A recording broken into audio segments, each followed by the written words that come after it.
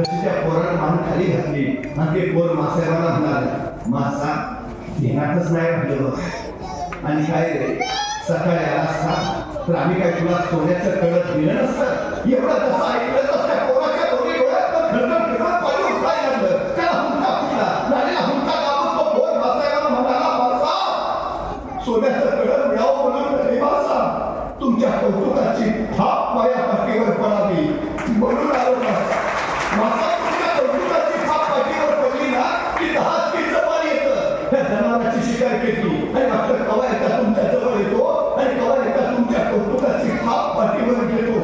सोन्याचं कळत नको मासा, तुमच्या कौतुकाची थाप फक्त माझ्या पाठीवर पडू द्या.